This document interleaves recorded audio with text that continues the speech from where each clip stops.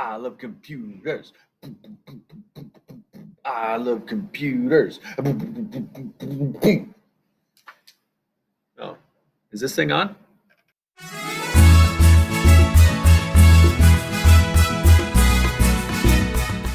Hi everybody, it's me, Mr. Carver. Welcome to week 11 of computer science. This is going to be the last computer science class that we have for a while. Next time that you're supposed to meet, you're actually going to start having STEM again.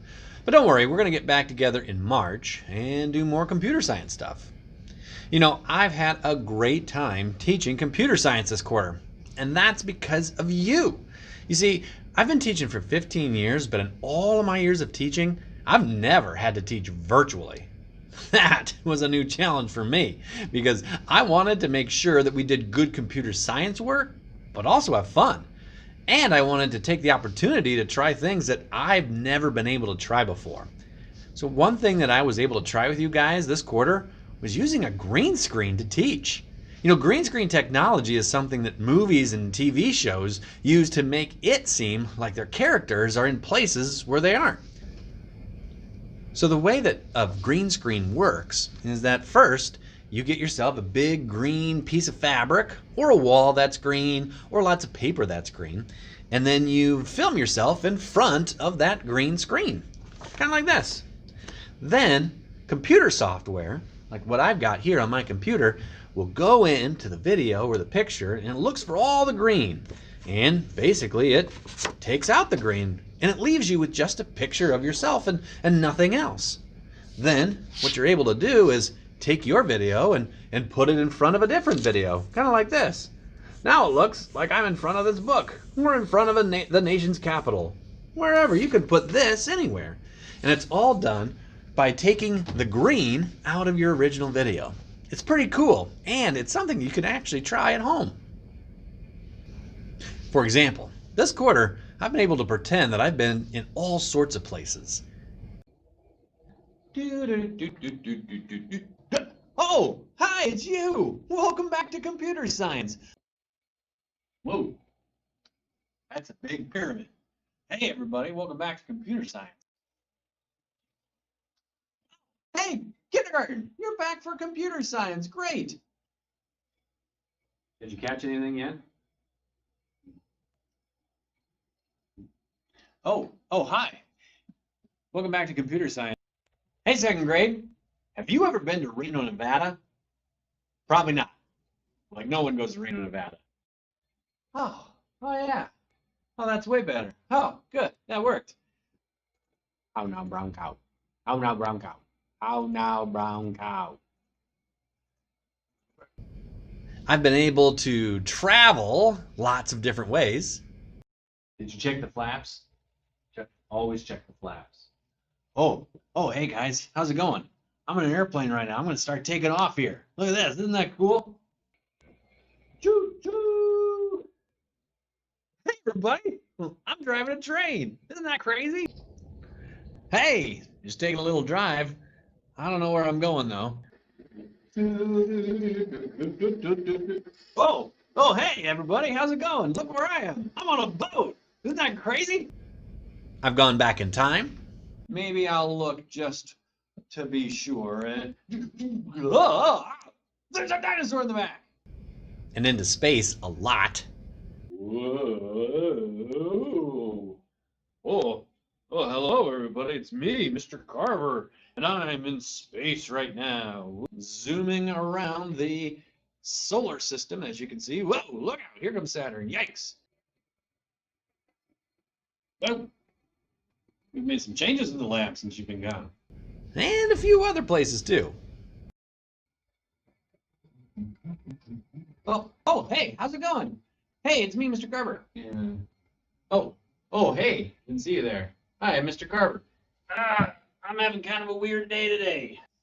Wait, what's that you say? You don't think that I'm actually in a coffee shop right now? You think that this is some sort of virtual background that I might have in my room? Oh, well, if that were the case, then how could I do this?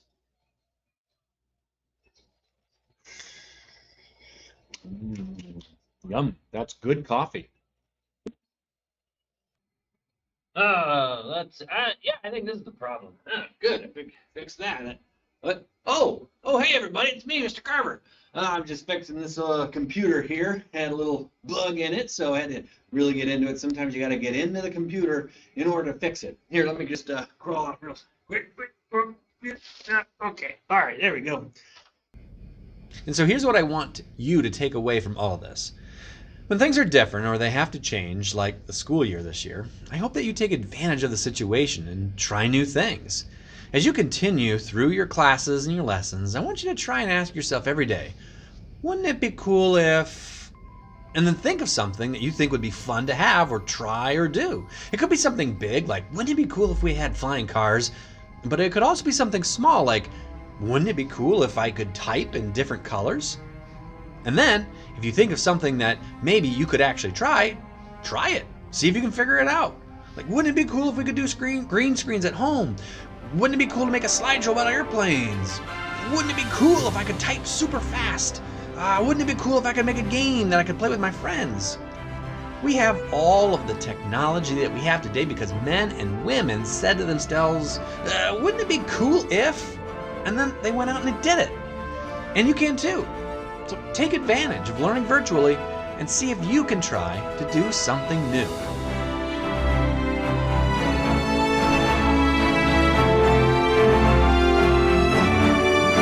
Today we're going to do a little bit of a history lesson in computer science. It's going to be a history of one of the most popular games ever made, the Oregon Trail. So the Oregon Trail actually has an interesting story to it, and lots of people have liked the game, and I want to explain to you why it's so popular before we actually get into it. So this game actually was made back in the 1970s, if you could believe it, and this guy named Don, he used a computer like this. So this old computer here is not like the ones that we use today. This old computer didn't have a screen, it didn't have a mouse, it didn't have a keyboard. He programmed it. There were no sound. There's no sound or anything like that. This was like a tape machine. There was big long spools of tape on both of these machines here, and he would program the game. These would spin around, and you could input your decisions here. And then this big thing is actually a printer. So to play the game, the machine would run. It would print off some sort of choice that you would have to make, like should you go left or should you go right? And then you would use these buttons and some coding cards, and you would code the computer to say go left, and then it would run around in its program, and then it would print out an answer, and it would say you went left, you found food, what do you want to do? And you'd have to program it to pick the food. It was a pretty intensive game, especially back then. And again, it was a lot harder because you couldn't actually see what was going on. You had to read it. This big box down here is just a box of paper that would print things off, the responses and whatnot that you would get. And so that's how the game actually started. But then computers got a little bit better. They added a screen. This computer right here is called the Apple II. And the Apple II is one of the most famous computers because it finally shrunk those huge machines that computers used to be down to something that could fit on your desk. And so computers started to be bought by schools, and they build these computer labs with computers that look like this. Now this screen would be only one color. It was black and white. It didn't have the colors that we're used to today. There was still no mouse. It did have a keyboard, and that was something that was pretty new at the time. It was interesting. These are actually other computers that other companies besides Apple built, kind of along the same lines. Look how small this keyboard is right here. This one had a number pad on it. But what happened is that the Apple II was able to go out, and then Don, he went and worked for a company called MECC, and they built the game for that Apple II. In 1985, that game was updated. Now we have color here in the 80s. And so the 1985 game is the game that we're actually going to play today. Now, before you get started, a couple of things you have to understand about the Oregon Trail. The Oregon Trail was an actual thing that happened in history. It's in the 1800s. It's like during pioneer days. And so the pioneers, they would load up covered wagons. There were no cars at the time. There was no electricity. There's no running water, plumbing, things like that. People lived in, log cabins. There were still Native American tribes who controlled most of the central part of America. Some of the states didn't even exist. States like Colorado and Wyoming, they weren't states yet during this time period. So we're pretending that we are going to be traveling on this Oregon Trail just like the early pioneers did. So because of that, there are some pioneer words that you're going to see. One of those things, pioneer words you're going to see is a word called dysentery. That's actually a disease, an infection that you can get along the way. And it caused a lot of people to die if you had dysentery. Medicine back in the 1800s was not very good. And even if you got sick with something that today would be no problem with, back then, you might get sick and you might die if you end up breaking your arm because it could get infected and they wouldn't have the medicine to know how to deal with that.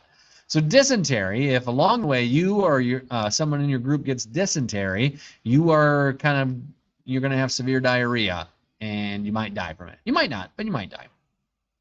Another word is typhoid. Typhoid is another disease that you're going to get. If you get typhoid, that means your character is getting a high fever, vomiting, diarrhea, again. Cholera, another disease, again. Diarrhea.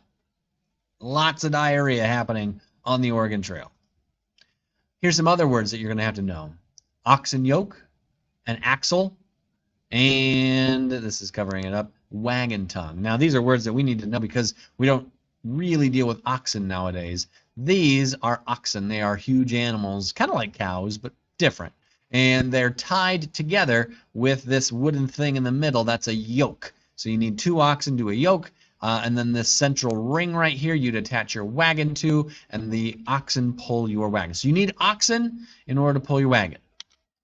An axle. An axle is this thing it connects your wheels together, and it connects it to the wagon itself. We still have axles on cars today. If you look under your car, you'll have a piece of metal that kind of stretches in between the two. If that axle breaks, of course, then everything breaks. Your car can't go or your wagon can't go. So along the way, we're going to take some extra wagon axles to make sure that we could fix it if it breaks. And the wagon tongue. The tongue is this long thing that sticks out in front of the wagon and makes it so that the wagon can connect to the oxen yoke. So with that in mind, what we're going to do now is we're going to learn how to play the Oregon Trail game. On my website, we'll go to the 3 for 3rd grade, and down at the bottom, we're going to have a logo for the Oregon Trail. We'll click it, and it's going to take us to a place called the Internet Archive. And this is a website that actually will store kind of a bunch of old programs and software and music and videos from the days kind of when the internet was first starting out. And so while this Oregon Trail game, like I said, has been around for over 30 years, you should ask your parents about this. They probably played it. They've put it on this Internet Archive. So we're going to play it from here. We're going to push the power button. And once we push the power button, we're pretty much going to put the mouse away. The mouse is of no use to us anymore because this is a game that was made before mice were really popular and everyone had them. You saw on that Apple II that it didn't have a mouse. It just had a keyboard. That was it. The entire game is going to be played using your keyboard and entering in the things that you want to do right here on your keyboard. Okay? So here's the opening screen right here. In the opening screen, you're going to have to read it. In fact, you're going to have to read the entire thing. There's not going to be something that reads it to you. We didn't have that technology back in the 80s or anything like that. You actually have to read what it says and then decide what you want to do. So on this first screen, what do you want to do? There's 6 different options, but the one that you're going to pick is number 1. So to pick number 1, you type 1. You see how it did it right there? Okay, it just did a number 1 right over there. And so then to make it go, you have to push enter. Just because you type your thing is not going to make it go. So you push enter to make it go. Okay, then you read it again. Now this is saying, what do you want to be? It's like, do you want this game to be easy, medium, or hard? You're going to want easy. So you're going to want a banker from Boston to get the most money. You type a 1, and then you push enter. Enter makes it go. Don't forget, enter makes it go. Here you get to pick other people, or you get to pick yourself. So this is your wagon leader. What's your name?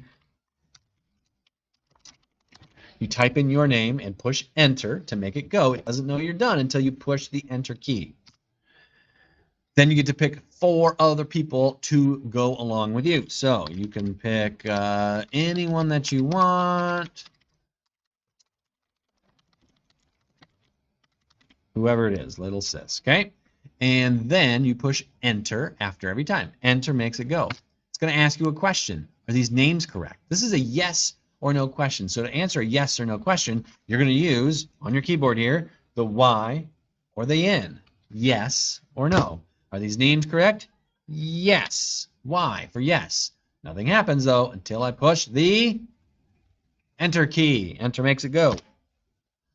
Okay, you get to pick what month you leave. I'm going to tell you right now, May is the easiest month, so pick that one. And then it says that you've got $1,600 to buy supplies before you leave. You're leaving from a place called Independence, Missouri, which is a real town and it still exists today, and it was the place that most people started the Oregon Trail. You're going to go to a place called Matt's General Store, and you're going to need to buy some things. You're going to need to buy oxen, food, clothing, ammunition, and spare parts. So to get started, it asks, which item do you want to buy?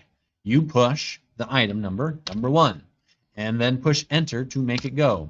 I'm going to put a list of everything that you need to buy before your trip on the computer so that you can kind of speed through this part. This is, I'm going to give you a cheat, but basically we're buying 1,000 pounds of food, we're buying 10 sets of clothes, we're going to buy 50 boxes of ammunition, and when it comes to spare parts, this is the most important thing. It's going to say you got to buy a wheel, an axle, and a tongue. So how many do you want? You want 3 extra wagon wheels, 3 extra wagon axles, 3 extra wagon tongues. Again, I'll put the list up so that you can see what to do or how much to buy. You should have everything bought right here. You'll have more than enough money. And then when you have every item bought, you're going to press space to leave the store. Ready? Here we go. Press and space to leave the store. And this is the high-tech screen, the picture that we had back in the day. This is Independence, Missouri, May 1st. When you push spacebar, you get your menu. Your menu is how you decide what you want to do. Most times you're going to choose number 1. Number 1 is travel the trail, and it tells you from Independence, it is 102 miles to the Kansas River crossing. So get ready. Here we go. Push spacebar to continue. And, oh, right away I found an abandoned wagon. Along the way, you're going to see things happen. And when you see things happen, then you're going to press spacebar and have it go. So here we go. Just kind of traveling. And that's all we're going to do is just keep on going. All right, when we get to the river, it's going to ask, do you want to look around? You're going to say, well, yes, I do. Neat. Moving on. Now what you have to do is, again, you can do any of these, but you might want to continue the trail. And it's going to say, all right, but the river is this many feet across and this many feet deep. And so it's going to ask you, do you want to, 1, attempt to walk across the river? 2, do you want to try and float across the river? Or 3, do you want to take a ferry across the river? Well, 4 feet deep, I think I'm going to try and float across the river. So I say number 2, and then I push enter, and then I see if I make it or not. Let's see here. Oh, I did not make it. What did I lose? 3 wagon wheels. Yikes, I hope I do not end up breaking a wagon wheel. I might have to buy one of those later on. All right, now I've got to keep going on. So here I go again. I don't really do anything with my hands. I'm just kind of watching it go. I'm seeing if anything bad happens or not. And it says, go. I made it. Would I like to look around? Nah, I don't think I'm going to do that. N for no. And I'll say, great, well, it's 240 feet across and 4.2 feet in the middle. What do you want to do? Well, let's see. Last time I tried to float across. That didn't work. So now I'm going to try and walk across it. Well, let's see what this does. Oh, here I go. Uh-oh, that's not good. I lost 7 sets of clothing and 1 ox. Ugh, this is not going my way. All right, here I go. Now, along the way, what's going to happen is you're going to see the weather and your health and your food. The food is going to keep going down, and eventually, uh-oh, little sis is lost. That's not good. Eventually, you're going to have to stop and hunt. So when you hunt, you have to be in between landmarks. You can't be at a river or at a fort. You have to be walking like this. And right here in the middle, it says press enter to size up the situation. So as I'm walking, I'm going to push the enter key on my keyboard. This one, enter. And I'll stop it and bring up the menu. But one new menu item now is item number 8, hunt for food. So I'm going to say, all right, 8, hunt for food, enter. The enter key, these are the directions, makes you walk. The arrow keys on your keyboard will turn you around. And the space bar on your keyboard is how you fire your rifle. So here I am. Oh, space bar. Oh, I missed it. I'm going to walk. Oh, there's a buffalo. Oh, get the... Oh, I missed him. Oh, another buffalo. I'm going to... Got him. Ooh, I'm going to try and get another one. Ooh, I got him. I'm using my enter key to walk. I'm using my space bar to fire. I can't walk through anything, so I'm kind of stuck right now. Oh, there we go. I got around. You got to keep playing until the game decides you're done. It'll eventually time itself out. Yeah, I got a squirrel too. And when it times itself out, it'll say this. Now, I shot a bunch of animals. I got 1,083 pounds, but here's the thing. You'll only be able to only carry 100 pounds back. So you can shoot all the buffalo you want, but it doesn't matter. Most of it's going to go to waste because you can only carry 100 pounds. You can't carry 1,000 pounds. Nobody could, not even pioneers could carry 1,000 pounds.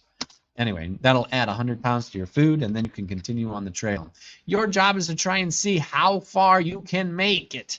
Can you get it all the way to Oregon? Watch your health. If your health starts to decline, becomes very poor, then people will start to die, and then you lose the game. Watch your food. If your food goes down, then you're going to start to starve, and if you starve, then your health goes down. And if your health goes down, then you die, and you lose the game. Watch anything else that might happen along the way. If people get sick, you might have to stop. You might have to rest. You might have to try your best to get to Oregon and not have people die along the way. This is a fantastic game, and like I said, it's a classic. Your parents, your grandparents may have even played this game, and perhaps you want to even show it to them because they might want to play it with you as well. Have fun with this. It's kind of an interesting way to look at how computer games used to be back 30 or 40 years ago. I hope you like playing it and enjoy your time. All right, I'll see you next time.